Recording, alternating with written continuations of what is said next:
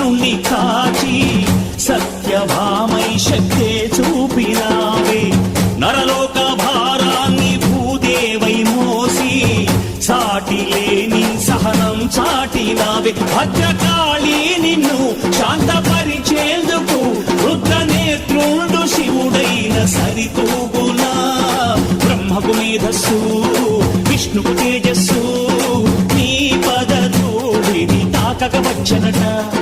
బ్రహ్మకు మేధస్సు విష్ణుకు తేజస్సు నీ పదధూళిని తాకక వచ్చనట.